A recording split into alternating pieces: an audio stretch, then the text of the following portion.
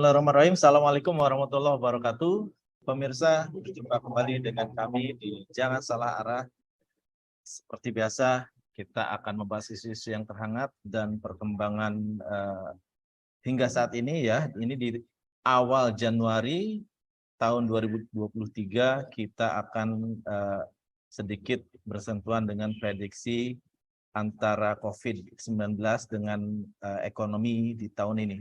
Ya, judul kali ini yang akan diangkat adalah gelombang baru COVID-19 mengancam ekonomi 2023. Indonesia jangan terlambat bersikap. Ya, seperti biasa kita ditemani oleh pakar kebijakan publik kita, yaitu Bang Ahmad Nur Hidayat, yang tentunya sudah siap berdiskusi dengan kita. Sebelum kita lanjutkan, kita saksikan dulu cuplikan video berikut. COVID patients are pouring into Chinese hospitals, while funeral homes are packed full. The consequences of Beijing abruptly ending its COVID-0 policy. China has suddenly loosened up its restrictions left and right, and that's just provided an extraordinary opportunity for this virus to just, like a volcano, explode. That volcano could unleash new variants that will eventually land in other countries. Suddenly, one place becomes the weakest link of the whole world. Ready for testing?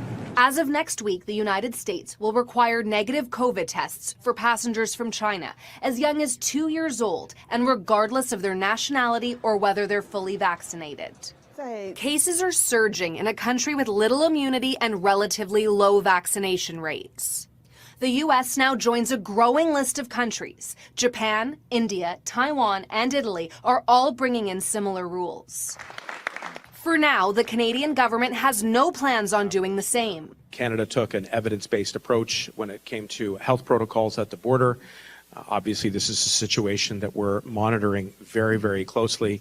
But there are questions about how effective airport testing really is. Travel restrictions at the start of the pandemic were not able to keep new variants out. The Chinese Foreign Ministry says countries should take what it calls a science-based approach. At the moment, there is no obvious indication there are any new variants emerging from China.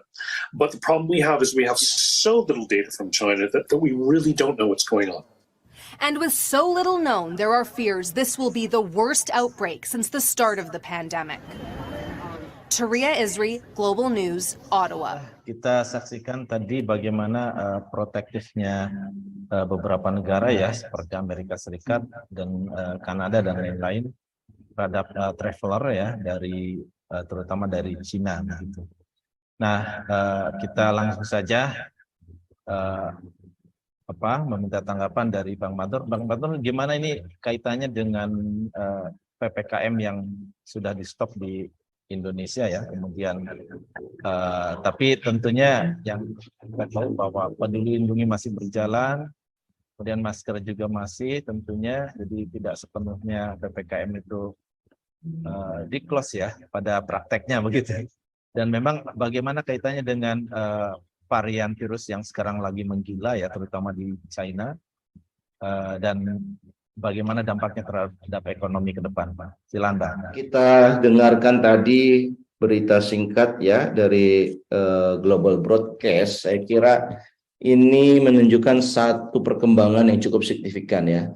Mungkin kalau dalam kasus mutasi dari Delta ke Omicron, kita tidak terlalu banyak mengikuti karena kita tahu bahwa Omicron ini meskipun dia percepatan penyebarannya sangat tinggi, tetapi dia tidak mematikan. Dan orang meyakini ya, para pakar meyakini Omicron itu adalah salah satu petanda ini sudah menjadi bukan lagi pandemi, tapi sudah menjadi penyakit yang sudah biasa gitu ya. Istilah public health-nya itu namanya sudah menjadi epidemi, bukan pandemi ya. Nah, kalau kita melihat bahwa Omicron ini harusnya sudah menjadi sinyal bahwa virus ini sudah bisa hidup bersama, maka vaksinasi itu cukup untuk mencegah bahaya atau keakutan seseorang yang akan terkena dari COVID ini ya. Tapi ternyata, Bro Eko, varian Omicron ini ternyata bermutasi lagi dan sekarang para ahli virus itu mengatakan nama variannya adalah XBB dan juga BQ ya XBB itu 1,15 1,5 sedangkan BQ itu 1,1. Nah, varian ini ternyata ya itu menjadi satu berita yang sangat membuat panik ya, terutama di negara-negara modern, negara-negara Eropa, negara-negara Amerika, Kanada ya, termasuk Australia, Jepang dan juga Singapura, Malaysia. Itu negara itu memang langsung mengumumkan adanya kebijakan baru di mana orang yang traveling dari China ini harus mengalami proses lulus tes ya dalam waktu maksimum 2 kali 24 jam. Tesnya harus tes negatif kalau dia mau masuk ke negara-negara tersebut. Nah, apa yang terjadi adalah ini kenapa ini menjadi variant of concern ya bagi masyarakat dunia, karena ternyata efek sebarnya itu lebih cepat dibandingkan Omicron. Kalau dalam laporan terakhir tentang Omicron, kalau ini tidak bisa dibendung, maka semua orang akan kena Omicron ini dalam waktu kira-kira 3 bulan. Seluruh orang yang ada di dunia. Tapi saya kira kalau kita menggunakan analog Omicron yang sama, kalau XBB ini sudah mencemari satu negara, dia tidak butuh sekitar 3 bulan tadi, dia hanya butuh waktu beberapa hari saja. Dan saya kira orang-orang yang sudah divaksin ya selama 2 dosis atau ada yang 3, itu ternyata untuk varian XBB ini termasuk varian yang dia lebih cerdas. Jadi orang yang sudah divaksin 3 kali bahkan 4 kali itu juga tetap kena dengan varian ini. Nah makanya salah satu rekomendasi dari public health ya yang kita sempat belajar ya dengan public policy, maka salah satu langkah yang paling efektif adalah segera mencegah atau menghambat proses transmisinya. Nah, di sini baru kita ingin katakan apakah Indonesia sudah melakukan kebijakan yang tepat dalam rangka memutus mata rantai transmisi. Dan saya kira kalau melihat kebijakan yang disampaikan dalam waktu 1 minggu terakhir ini, pertama tanggal 30 Desember dinyatakan bahwa PPKM dicabut. Dan yang kedua, ternyata varian yang kemudian menjadi concern di berbagai negara itu sebetulnya sudah diakui oleh Kementerian Luar Negeri kita, itu per tanggal Oktober. Ya, tahun 2022 itu sudah diakui varian itu sudah hadir di Indonesia. Cuman sayangnya kita tidak bertindak cepat ya, seolah-olah kita menjadi tidak acuh lagi ya, tidak peduli lagi terhadap COVID ini, sehingga sekarang ini ya kalau tahun bulan Oktober sudah masuk kan sekira-kira karena ini saking cepatnya percepatan kira-kira semua orang sudah kena sebenarnya. Dan orang-orang yang sudah kena ini ya tidak peduli sudah divaksin atau belum, bahkan yang sudah divaksin pun ya sebagian besar itu kena juga dari varian terbaru dari XBB ini. Nah, yang menarik adalah tingkat fatality rate-nya itu belum diukur. Jadi ada orang yang mengatakan tenang aja, yang penting fatality rate-nya bisa kita kendalikan. Tapi ada tokoh yang lain yang mengatakan karena COVID ini sepenuhnya adalah satu varian baru, maka kita tidak boleh menggunakan wisdom lama. Ya, conventional wisdom itu nggak berlaku. Ya, oleh karena itu meskipun katanya dia tidak membahayakan, tetapi bisa jadi suatu saat ya, karena ini penyebarannya sudah demikian cepat, ya ternyata varian XBB ini suatu saat menjadi jauh lebih berbahaya dibandingkan Omicron kemarin. Saya kira itu ya Bro ya, yang bisa saya sampaikan di segmen awal ini. Gimana dengan ancaman terhadap perekonomian, apalagi resesi sudah mulai terasa ya, banyak PHK dan sebagainya, dan tentunya ini menjadi ancaman tambahan yang membuat permasalahan di negara kita itu semakin runyam begitu, semakin berat yang dihadapi oleh masyarakat. Gimana Bang? Bicara mengenai proyeksi ekonomi. Jadi berbagai studi mengatakan bahwa apabila muncul varian baru dan varian ini memiliki kecepatan seperti Omikron, tetapi dia memiliki efek kematian seperti Delta, maka kalau ini muncul, ekonomi dunia itu tidak bisa terselamatkan. Artinya kalau ekonomi tidak bisa terselamatkan, itu ditunjukkan berarti akan banyak korban jiwa ya dari anak manusia ini. Nah, ternyata ya makanya ini kita sangat concern ya mempelajari, melihat bagaimana penelitian-penelitian terakhir mengenai varian ini. Ternyata varian ini adalah menurut berbagai epidemiologis mengatakan ini adalah the worst Omicron ever. Ini adalah jenis seperti Omicron yang terburuk. Berarti Omicron seperti Omicron ini kan berarti apa? Penyebarannya mudah, tetapi nah ini karena dia the worst, tetapi dia sangat membahayakan seperti halnya varian Delta.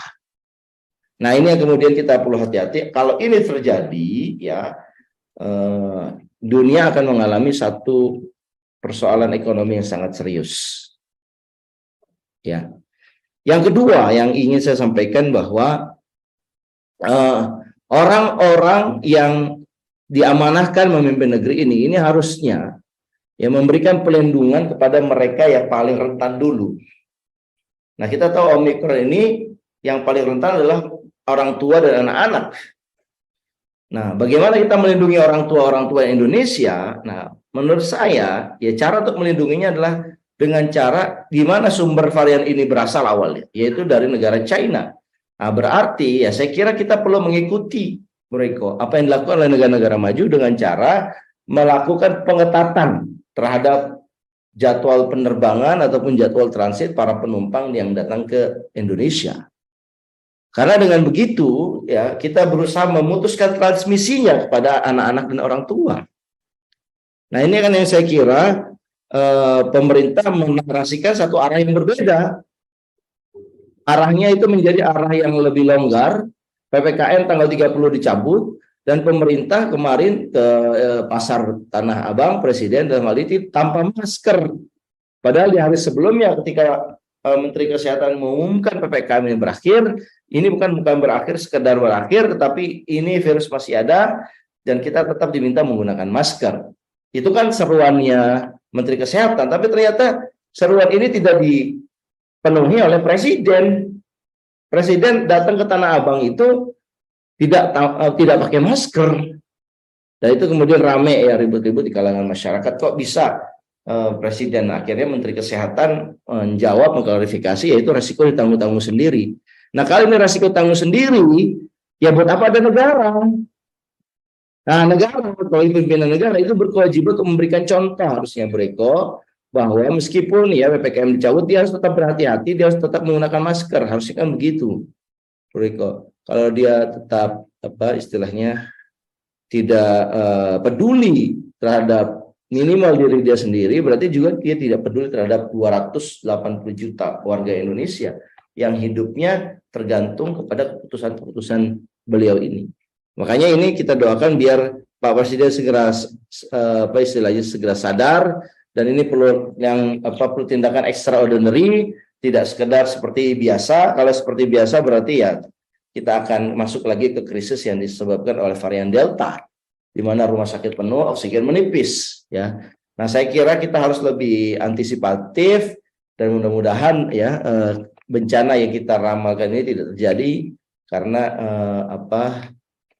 mudah-mudahan Allah yang Maha Kuasa melindungi kita. Saya kira itu ya, Bro Eko. Dan tentunya harus meniru juga negara lain ya yang membatasi negara-negara yang menjadi sumber pandemi ini untuk tidak mudah masuk Indonesia juga ya. Yang sampai kecolongan lagi seperti sebelumnya begitu. Bang ya. Belajar apa yang terjadi tahun 2020, 2021, kita itu kan terlambat menutup pintu-pintu bandara.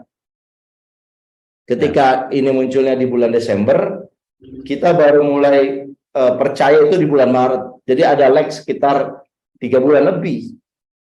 Dan itulah yang membuat kemudian krisis kita ekonominya ya pertumbuhannya jatuh, hutang kita bertambah banyak dan korban jiwa hampir ratusan ribu orang. Nah ini kita harus belajar bagaimana caranya. Oh berarti kemarin kesalahannya kita terlambat dalam merespon. Kalau begitu yang sekarang jangan sampai terlambat lagi. Ya ini saya bingung kadang-kadang ya Beriko. Ya kita sudah punya pengalaman dan pengalaman ini sangat mahal sekali kosnya. Tetapi kita ketika ada kejadian begini tidak sigap gitu loh. Padahal kita sudah mengetahui sejak Oktober ada varian baru dan itu muncul di Indonesia. Tapi ini nggak segera dilarang, nggak segera dilakukan sejumlah langkah antisipasi supaya ini tidak terkonten ke wilayah-wilayah yang kita maksud gitu. Nah, saya kira ini pelajaran sekali dan saya rasa pemerintah harus segera memberikan opsi ya meningkatkan daya ingat menyiapkan opsi untuk kita terus mengingat bahwa kejadian 2021 ini adalah kejadian yang begitu costly buat kita sehingga kita tidak boleh mengabaikan begitu saja. Apalagi sekarang ini udah ada kejadiannya kok malah kita bahasa orang Jawanya ya adem-adem baik gitu loh.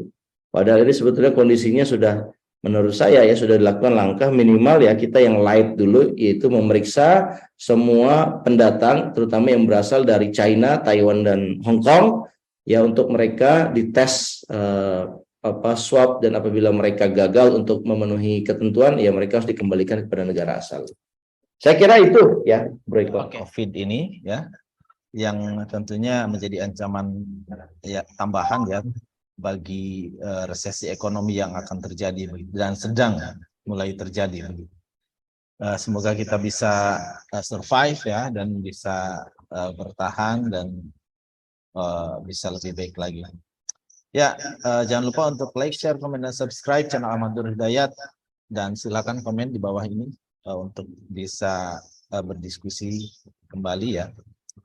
Kita bertemu lagi di topik yang akan datang. Terima kasih atas perhatiannya. Terima kasih Bang Matnur atas pencerahannya. Saya tutup bila taufiq wal hidayah. Assalamualaikum warahmatullahi wabarakatuh. Sampai jumpa.